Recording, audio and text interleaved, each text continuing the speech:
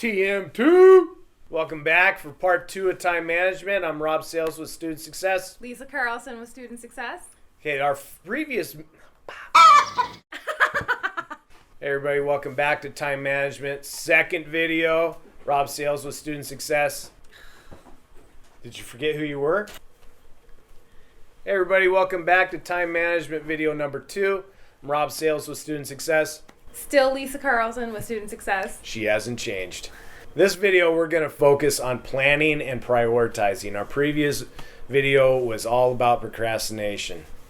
So planning is a really big part of helping to keep you on track. And if you plan your academic day and really hone in on the hours that you have on campus and prioritizing those hours and really treating it like a full-time job, you're going to find that you are going to get so much more done and have a lot more free time. So honestly, if you're on campus and you have, say, 3 or 4 different classes and you've got some little breaks in between classes, staying on campus, utilizing those pockets of time to get your work done, get studying done, if you have to meet with your advisor, if you have to meet with financial aid, really just maximizing your hours on campus is going to benefit you in the long run.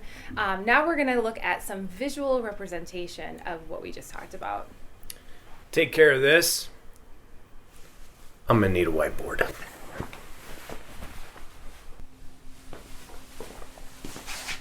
Welcome to the whiteboard of enlightenment. We were talking to you about the 3 P's. 2,000 years later. Procrastination, we covered. Planning, prioritizing. Also, we had 24-hour bandwidth. Stop yelling. Sorry, inside voice again. Bandwidth, 24 hours.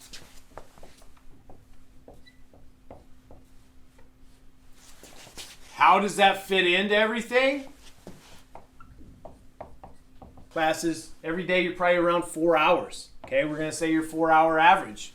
Meals, because I know none of you really do a whole lot of cooking. It's mostly cellophane wrapped. We're going to give you 2 hours. Sleep time, we always say 8 hours, but in reality it's probably more 4 because you guys are getting really strong thumbs because you're posting social media and you're playing them video games. So we'll give you 6. We've already cut your bandwidth in half and we haven't even started studying yet. So how do we kind of get all of this done? How do we make you efficient? How do we keep everything effective? Well, it all comes back to what we talked to before. Your wellness triangle.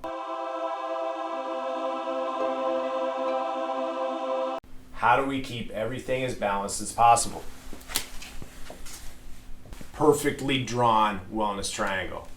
Everything is balanced with my artistic skill. We got different sides. We have our mental and academic. Our school is taking care of that. Our physical, we talked about this. What are your different activities that you like to do? Not everybody is a gym rat. Not everybody likes the weight room. Find something to do. Social, emotional, usually you get to double dip with these two. You double dipped the chip. Double dipped? What are you talking about? You dipped the chip, you took a bite, and you dipped again. All right, so how do we get all of this taken care of? It's all about time management. So you actually get a little bit more than those 6 hours of sleep. So then your hormones are balanced, your stress is balanced, and you're more effective and efficient with studying.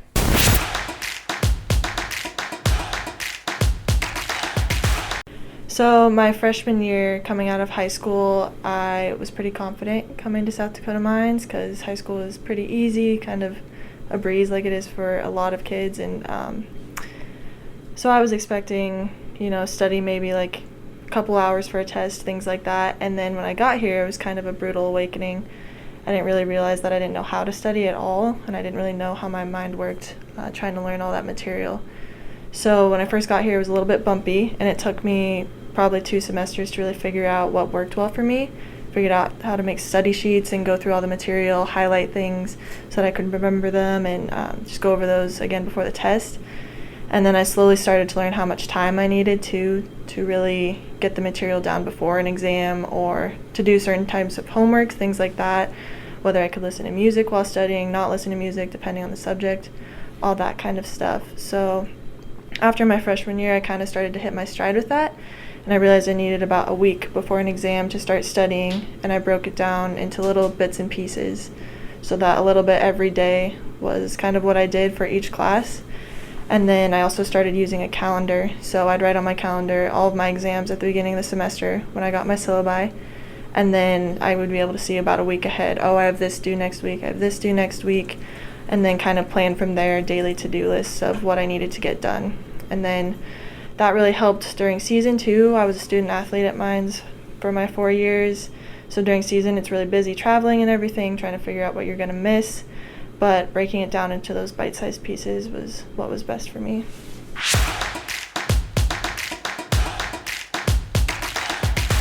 My time on campus, I tried to maximize it. So depending on my class times, if I had just a couple hours in between classes, I'd probably stay on campus, go to Surbeck, bring my lunch with me, and just take that time to study and get homework done.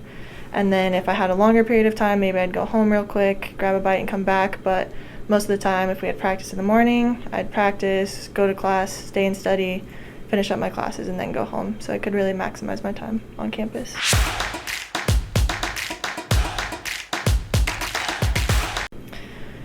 As far as advice goes, I try to emphasize balance with mentees because I know it's really hard, or really easy to get caught up in things, and it's really a difficult school to go to because of how difficult the curriculums are. So I try to emphasize balance and, making sure you take care of yourself so that you can put your best foot forward first and foremost. And then also taking breaks when you're studying too, because I think people tend to do like these really long study sessions of like 5 or 6 hours, and then they're exhausted and they can't study anymore. But if you take like 30 minutes to study, take a 5-10 minute break and go back to it, that's a little bit more productive. And then also realizing that procrastination is a big thing, that it's good to learn from your mistakes and figure it out early on so that it doesn't bite you in the butt. And also not pulling all-nighters. I know it's very tempting to try to study through the night and get as much as you can in trying to cram and everything, but it really doesn't pay off in the end, and it kind of sets you back more. And getting sleep is really important if you're going to do well on an exam or homework or whatever it is. I spelled it wrong. You got to pay attention to your wellness triangle, which we referred to in a previous video.